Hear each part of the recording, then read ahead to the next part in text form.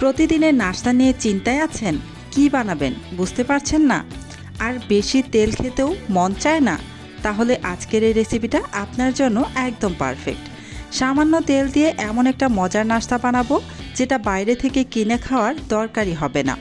ঘরের খুব সাধারণ উপকরণ দিয়ে খুব কম সময়ে তৈরি হবে এমন মুচমুচে আর টেস্টি নাস্তা। বিশ্বাস করুন, একবার বানালে পরিবারের সবাই এত পছন্দ করবে যে রোজ রোজ বানানোর আবদার করবে। চলুন তাহলে রেসিপিটা শুরু করা যাক। একটি বাটির মধ্যে আমি প্রায় 1.5 কাপের মতো আটা নিয়ে নিলাম, আর আটার মধ্যে আমি দিয়ে দিলাম স্বাদ অনুযায়ী লবণ। আর এখানে দিয়ে দিব, যেহেতু 1.5 কাপ পরিমাণ আটা নিয়েছি, 1 টেবিল চামচের মতো তেল দিয়ে দিচ্ছি। আপনারা চাইলে এই তেলটা ছাড়াও বানাতে পারেন। এবার আটার সাথে তেল আর লবণটা ভালোভাবে মিশিয়ে নিতে হবে। আমি ভালোভাবে মিশিয়ে নিচ্ছি।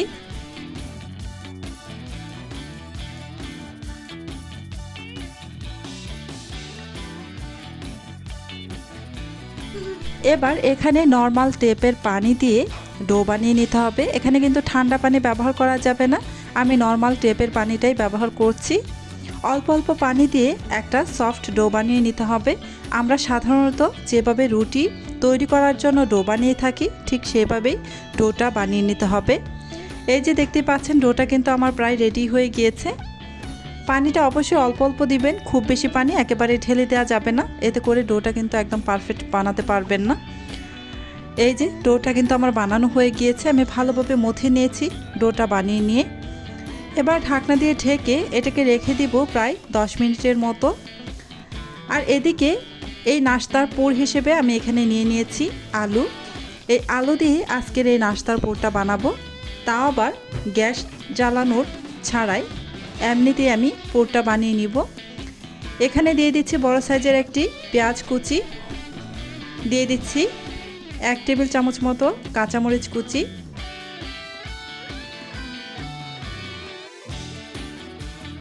ওয়ান থার্ড কাপের মতো আমি এখানে ধনিয়া পাতা কুচি দিয়ে দিচ্ছি। এখানে আরও বেশ খানিকটা ধনিয়া পাতা আমি রেখে দিচ্ছি, আমি সেটা পরে ব্যবহার করব ডোয়ের মধ্যে। এবার এখানে দিয়ে দিচ্ছি 2 চামচের মতো টমেটো সস,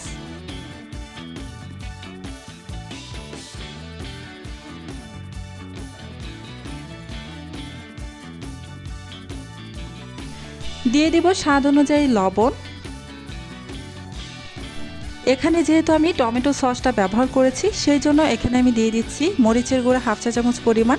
এতে করে টমেটো সস থেকে যে টক একটা ভাব আসে, এখানে টক ঝাল দুটোই আসবে, খেতে কিন্তু দারুণ লাগবে। এবার ভালোভাবে সমস্ত কিছু একসাথে মেখে নিচ্ছি।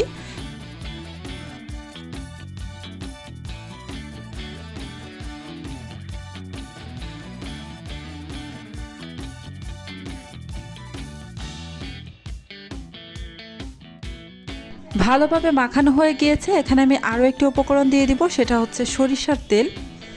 হাতের কাছে সরিষার তেল থাকলে অবশ্যই তেলটা দিয়ে তারপর এভাবে মেখে নেবেন। আমি 1 চামচের মতো সরিষার তেল দিয়ে ভালোভাবে মেখে নিচ্ছি।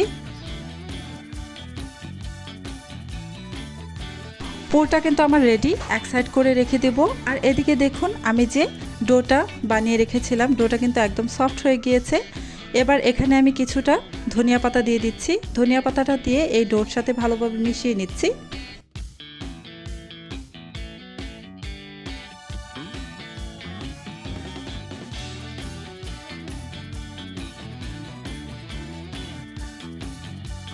মিশিয়ে না হয়ে গিয়েছে, এবার আমি লেচি কেটে নেব। কয়েকটি লেচি কেটে নিচ্ছি।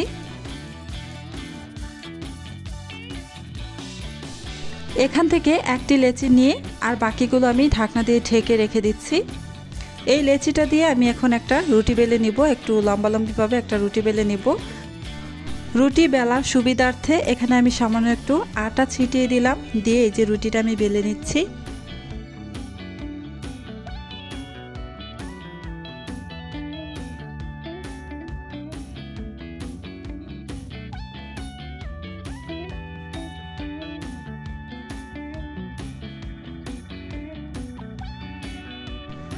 রুটিটা আমার বেলে না হয়ে গিয়েছে, আর এই রুটিটা কেমন পাতলা না মোটা, এই যে দেখে নিশ্চয়ই বুঝতেই পারছেন।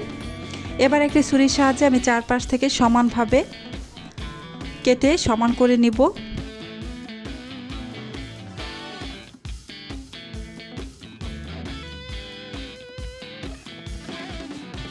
রুটির বাড়তি অংশটা আমি সাইডে রেখে দেব, পরবর্তীতে আবারও রুটি বেলে নেওয়া যাবে।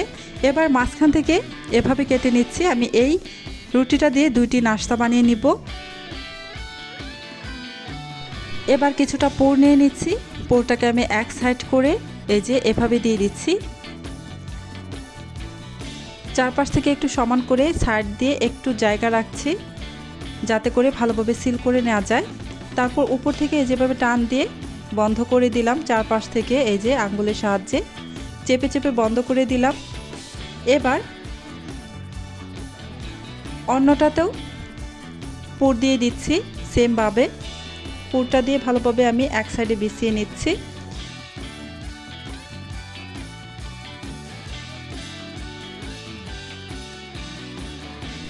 উপর থেকে টান দিয়ে এই যে এটাকেও ভালোভাবে মুখটা বন্ধ করে দিচ্ছি।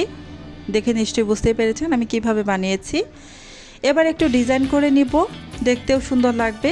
আর এই নাস্তাটা মুখটা ভালোভাবে কিন্তু সিল হয়ে যাবে, খুলে আসার কোনো চান্স থাকবে না। কাঁটা চামচের সাহায্যে এভাবে একটু চেপে চেপে নিলেই এই যে খুব সুন্দরভাবে একটা ডিজাইন হয়ে যাচ্ছে। এভাবে করে নিলে দেখতেও সুন্দর লাগে আর মুখটাও ভালোভাবে সিল হয়ে যায়। এতে করে ভাজার সময় কিন্তু একদমই খুলে আসার চান্স থাকে না। এই যে দেখতেই পাচ্ছেন কতটা সুন্দর লাগছে। এভাবে সবগুলো আমি বানিয়ে নিব। সবগুলো নাস্তা আমি বানিয়ে নিয়েছি। এবার এই নাস্তাগুলোকে ভেজে নেওয়ার পালা। এবার চলে যাব নাস্তাগুলোকে ভাজার জন্য চুলায়।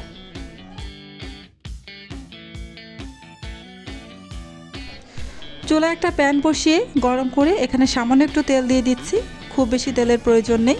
আপনারা চাইলে কিন্তু এই নাস্তাটাকে একদমই তেল ছাড়া ভাজতে পারেন, সেক্ষেত্রে সামান্য একটু তেল ব্রাশ করে নেবেন। আমি খুবই সামান্য তেল দিয়ে এই যে এভাবে এখানে 3টি নাস্তা দিয়ে দিচ্ছি। আমার এই প্যানের মধ্যে 3টি নাস্তারই জায়গা ধরবে, তাই আমি 3টি দিয়ে দিলাম। কিছুক্ষণ পর পর উল্টে পাল্টে নাস্তাগুলোকে কিন্তু ভেজে নিতে হবে। চুলার আঁচ একদমই মিডিয়ামে রেখে, খুব বেশি লো আছে কিন্তু রেখে নাস্তাগুলো ভাজা যাবে না, সেক্ষেত্রে কিন্তু শক্ত হয়ে যেতে পারে। আমি মিডিয়াম আঁচে রেখে এই নাস্তাগুলোকে দুই পাশে খুব সুন্দর কালার করে ভেজে নিচ্ছি। এই যে আমার নাস্তাগুলো ভাজা হয়ে গিয়েছে, তাই আমি উঠিয়ে নিচ্ছি।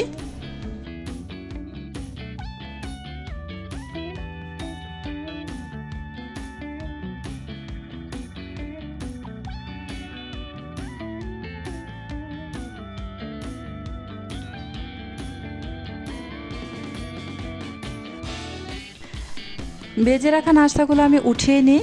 সেমভাবে আমি এখানে আরও কিছু নাস্তা দিয়ে দিচ্ছি, আরও 3টি নাস্তা এখানে দিয়ে দিচ্ছি।